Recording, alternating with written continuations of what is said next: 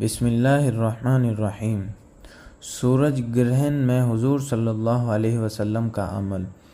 حضور اقدس صلی اللہ علیہ وسلم کے زمانے میں سورج گرہن ہو گیا۔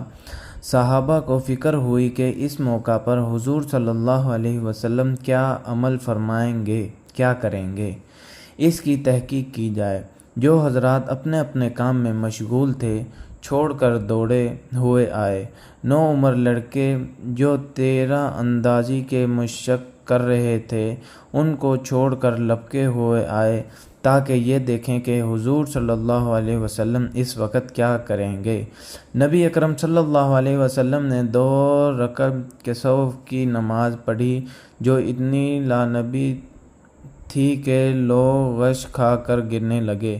نماز میں نبی اکرم صلی اللہ علیہ وسلم روتے تھے اور فرماتے تھے، اے رب، کیا آپ نے مجھ سے اس کا وعدہ نہیں فرما رکھا کہ آپ ان لوگوں کو میرے موجود ہوتے ہوئے عذاب نہ فرمائیں گے اور ایسی حالت میں بھی عذاب نہ فرمائیں گے کہ وہ لوگ استغفار کرتے رہیں۔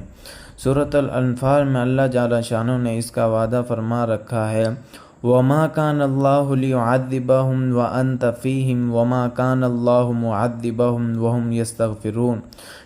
پھر حضور صلی اللہ علیہ وسلم نے لوگوں کو نصیحت فرمائی کہ جب کبھی ایسا موقع ہو اور آفتاب یا چاند گرہن ہو جائے تو گھبرا کر نماز کی طرف متوجہ ہو جایا کرو۔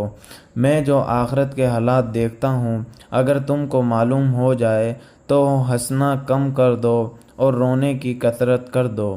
جب کبھی ایسی حالت پیش آئے، نماز پڑھو، دعا مانگو، صدقہ کرو۔ اللہ تعالیٰ سے دعا ہے ہمیں اس پر عمل کرنے کی توفیق عطا فرمائے۔